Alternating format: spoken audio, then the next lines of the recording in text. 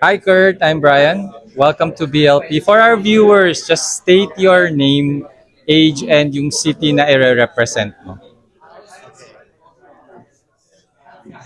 Hello everyone, I'm Kirtin Libiran, 21 years old, and I will represent Zambales here in Mr. sa Pilipinas. Okay. Kurt, gaano ka katangkad? I'm 5'10 in height, but with shoes I'm 5'11. Okay. And bakit Mr. of Filipinas yung napili mo na salinan out of the many male pageants in the country?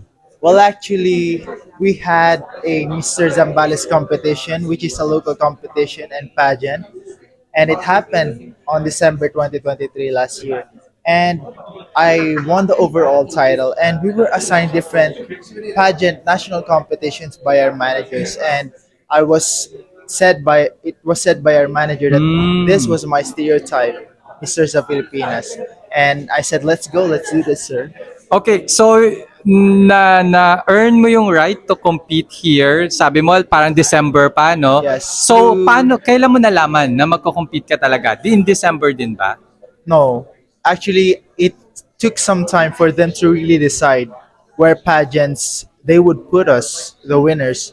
And I think they announced it last month, which is May.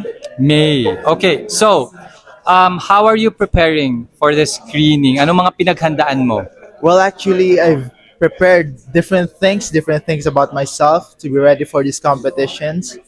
There are different aspects, actually, physical, emotional. I've been going to the gym recently, taking care of myself, my body, the way I look. And I've also trained myself in terms of communicating, socializing with the people around me, and how to be an influence within the people of my community as well. Okay, so na-mention mo physical. Isa ka sa may mga pinakamagandang katawan sa nakita ko. Thank you, sir. Okay, gaano katagal yan sa gym? At ilang beses sa isang linggong gym yan?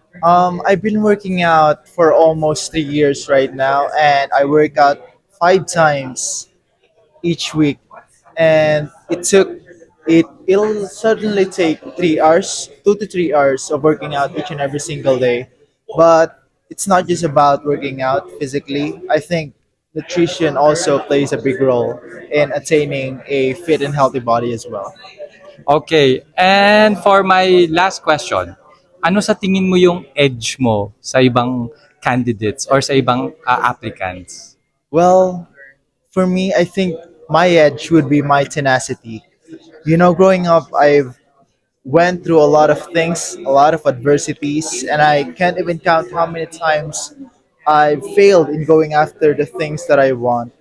But I believe that my tenacity is what keeps me going, because I think that deep down the world paves a way for someone who will do whatever it takes to turn his dreams into reality, despite his limitations and despite all the adversities life might throw at his path. And I think that will be my edge, my tenacity. Okay, thank you so much. And I hope to see you being announced as one of the official candidates later on. Good luck. Uh, Thank you. Thank you, Mr. Brian.